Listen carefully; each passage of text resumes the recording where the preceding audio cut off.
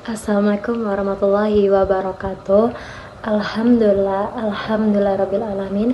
Wassalatu wassalamu ala asrafil anbiya'i wal mursalin wa ala ali sayyidina wa habibina syafi'ina rasulillahi ajmain, amma ba'du.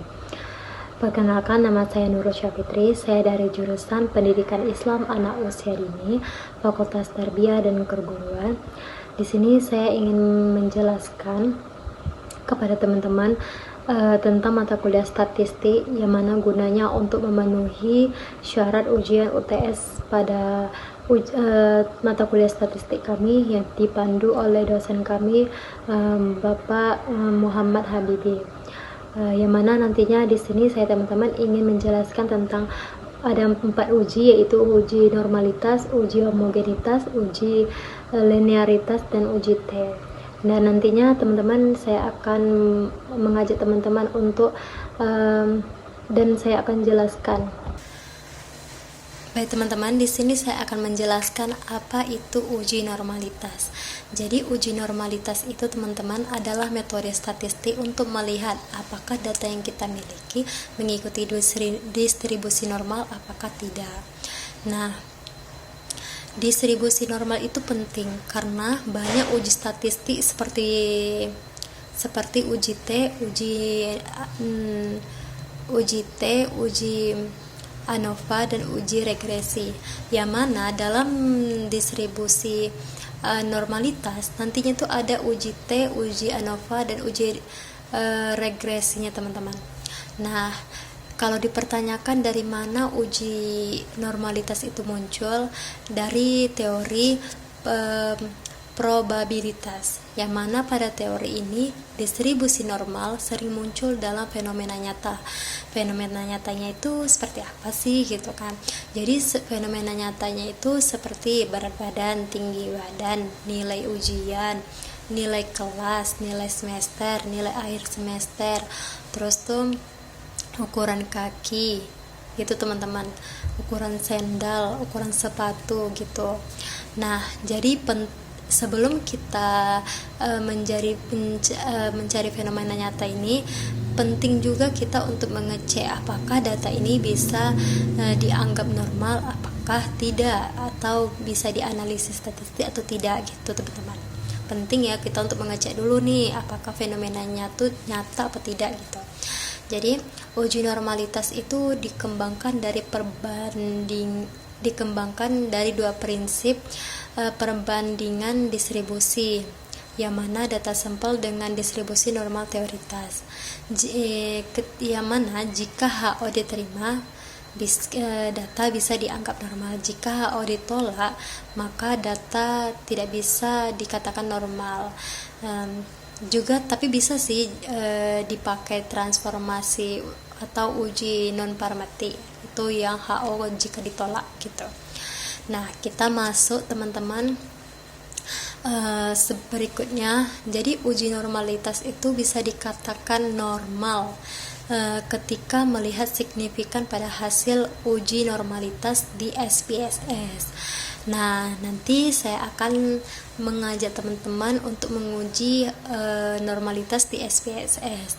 Tentunya sebelum kita menguji normalitas, saya harap teman-teman sudah menginstal aplikasi SPSS di laptop masing-masing atau di komputernya.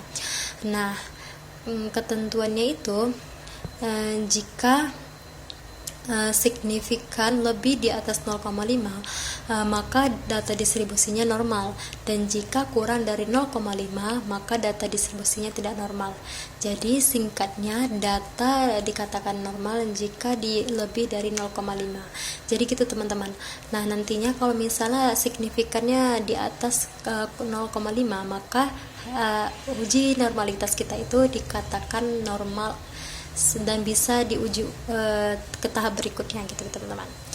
Oke, kita uji normalitas dulu di data SPSS. Dadah. Oke, lanjut teman-teman. Di sini kita sudah memasuki SPSS. Nah, di sini ada data view. Yang mana data view-nya ini saya isi nilai siswa kelas 5. Di sini ada mata pelajaran Bahasa Indonesia dan MTK. Nah, ini nilainya tuh sudah acak ya teman-teman. Dan Di variable view-nya tuh sudah saya isikan name-nya bahasa Indonesia dan MTK, maka nanti di data view dia akan keluar inilah nilai bahasa Indonesianya dan inilah nilai MTK-nya. Nah, uji normalitasnya yang di sini desimalnya kita sudah buat 0 ya teman-teman, dan measure-nya sudah scale kedua-duanya.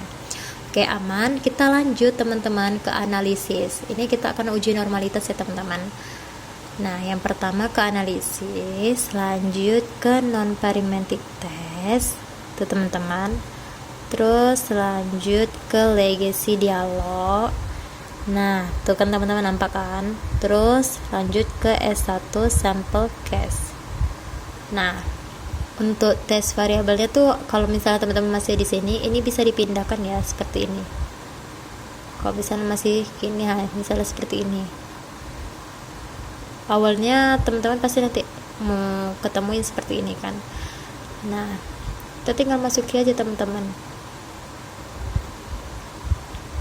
Nih, sudah. Kalau sudah, kita ke option. Ini juga udah, continue dan oke. Nah, dia akan keluar seperti ini teman-teman hasilnya. Dan inilah hasil dari uji normalitas kita teman-teman.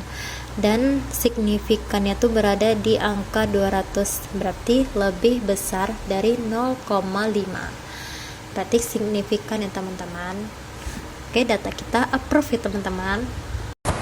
Baik teman-teman, tadi kita sudah menjelaskan tentang uji normalitas.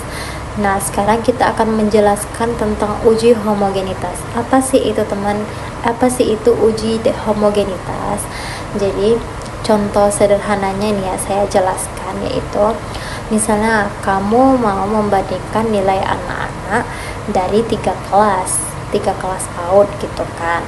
Nah, sebelum dibandingkan, rata-ratanya kamu perlu tahu dulu nih, apakah nilai dari ketiga kelas itu punya keragaman yang sama, yaitu homogen, dinamakan homogen, keragaman yang sama. Nah, kalau iya berarti datanya homogen dan bisa dilanjut ke uji statistik berikutnya, misalnya uji T atau uji ANOVA. Dan kalau tidak berarti data tidak homogen, tidak perlu hati-hati dalam menganalisisnya. Cara melihat hasil uji homogen di SPSS itu ya biasanya terlihat dari nilai signifikannya yang tadi juga kayak tadi juga, tapi nanti akan saya perlihatkan ke teman-teman. Misalnya pada tabel Levin test, jika signifikan lebih dari 0,5 data homogen berarti variannya sama, dan jika signifikan kurang dari 0,5 maka data tidak homogen, variansnya berbeda. Nah, oke teman-teman, di sini saya akan nantinya saya juga akan memberitahu ke teman-teman bagaimana sih uji homogen di SPSS. Oke, kita lanjut. Oke teman-teman, kita sekarang sudah di data di SPSS lagi. Di sini kita akan mereview tentang bagaimana menguji homogenitas. Nah, di sini sudah ada 3 data ya teman-teman. Yang pertama ini masih nilai bahasa Indonesia, nilai MTK, dan ini teman-teman gabungan dari kelompok. Yang mana yang satu ini adalah nilai dari bahasa Indonesia, yang 2 adalah nilai MTK. Jadi aku ngambil yang data ketiga itu adalah data kelompok teman-teman. Nah, variabel view-nya di sini tetap name-nya tinggal ditambahkan kelompok. Ini desimalnya 0 ya. Terus measure-nya udah aku ganti dengan scale. Oke, lanjut. Kita di sini mau menguji homogenitas. Lanjut aja ke analisis. Terus teman-teman bisa tekan conformance. Ini langsung ke ONY ANOVA. Nah, ini teman-teman isi bahasa Indonesia di dependent list, MTK-nya juga. Terus yang kelompok ke faktor ya teman-teman. Baru option. Nah, di optionnya jangan lupa di checklist deskriptif, homogenitas, dan main plot juga. Oke, langsung continue aja, dan oke kan. Dan teman-teman, ini keluar ya hasil dari uji tes homogenitasnya, dan yang mana signifikan mengatakan di 640, yang mana lebih dari 0,5 ya teman-teman. Dan uji ANOVA-nya ini teman-teman keluar juga di 921, yang mana lebih juga ya teman-teman. Inilah hasil tes dari uji homogenitas. Oke, berarti approve ya teman-teman. Berarti dia sudah lebih dari 0,5 signifikannya.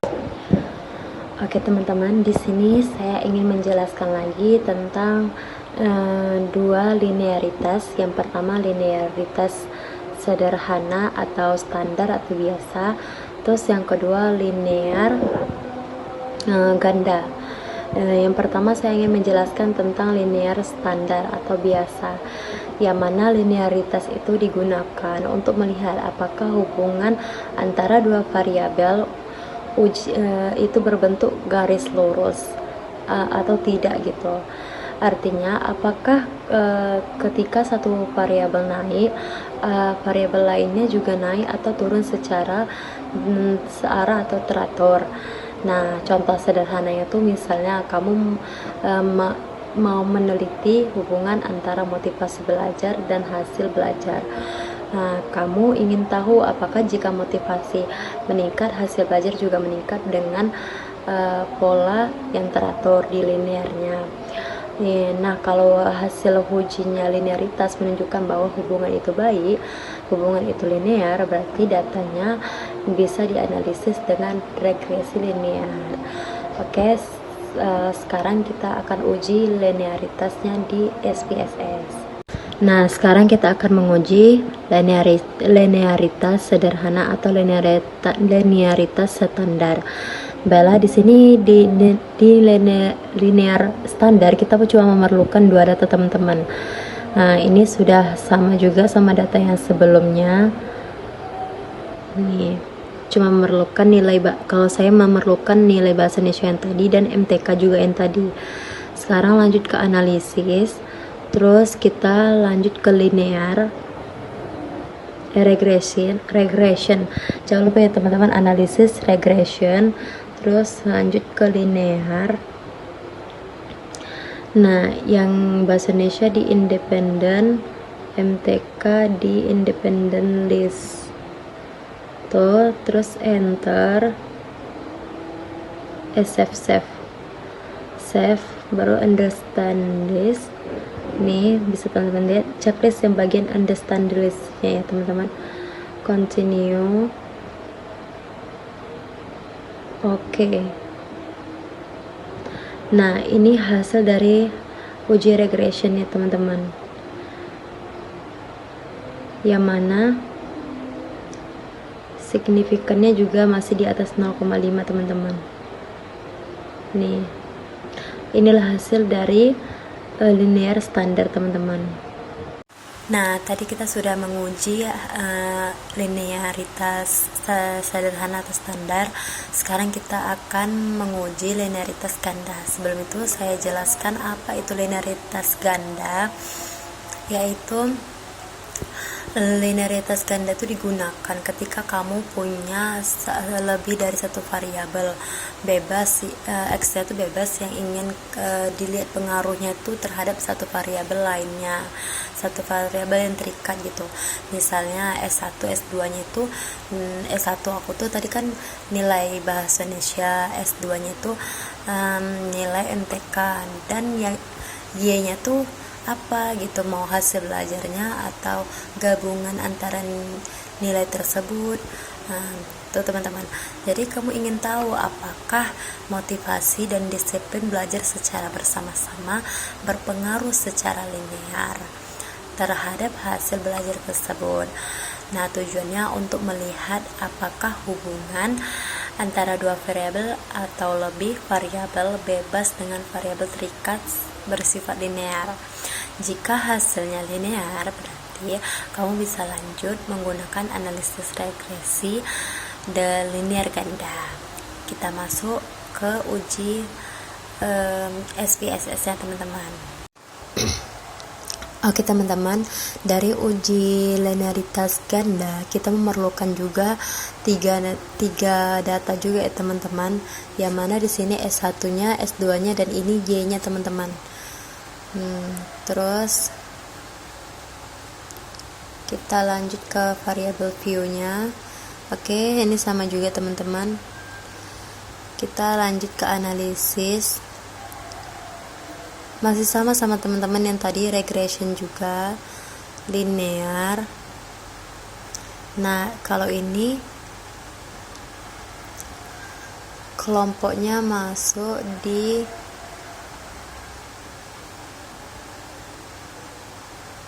independen teman-teman.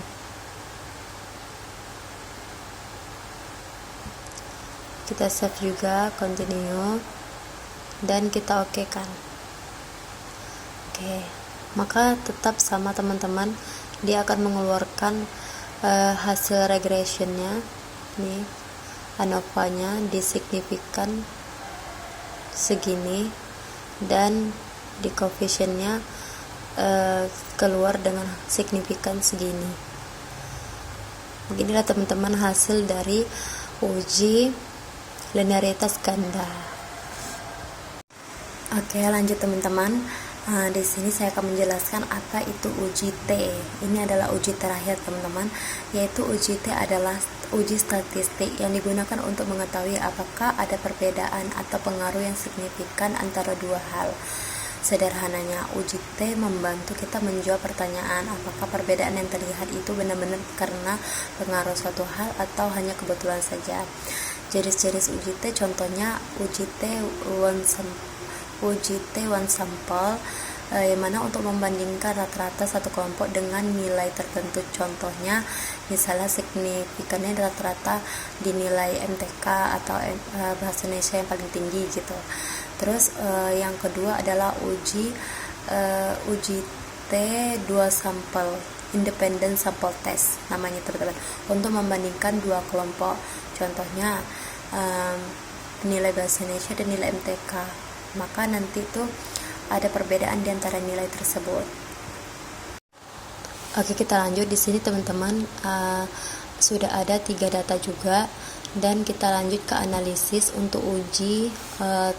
Yang pertama kita uji, ini kita ke Camperments ya teman-teman. Nah, kita akan menguji one sample test, yang mana ini uji pertama teman-teman.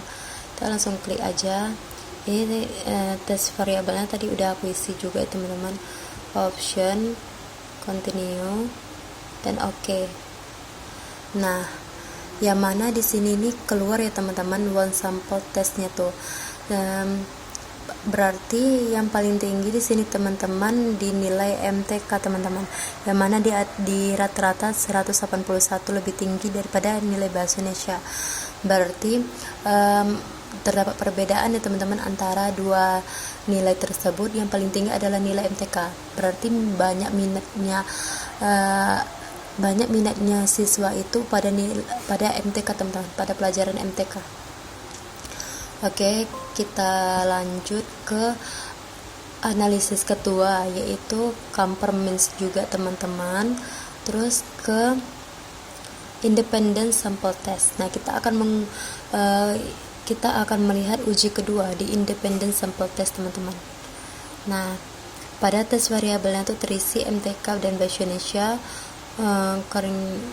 kelompok teman-teman, dan define groupsnya kita isikan grup 1 ini, grup 2 ini, continue, dan oke. Maka dia akan keluar hasil dari independent sample testnya teman-teman. Inilah hasil dari dua perbedaan di antara nilai MTK dan nilai bahasa Indonesia. Maka terlihat dianya tuh ada banyak perbedaan dari setiap nilainya teman-teman. apalagi signifikannya tuh sangat berbeda teman-teman, yang mana signifikan bahasa nilai MTK dan nilai bahasa Indonesia lebih tinggi signifikan nilai MTK teman-teman. Segitu. Baiklah teman-teman, itulah tadi hasil dari 4 uji kita tadi. Ada uji yang pertama normalitas, yang kedua uji homogenitas, yang ketiga uji linearitas, dan yang terakhir uji T. Ya, semoga teman-teman di rumah terbantu atas pembelajaran yang saya sampaikan, materi yang saya sampaikan. Saya mohon maaf, wabillahi taufiq wal hidayah. Wassalamualaikum warahmatullahi wabarakatuh.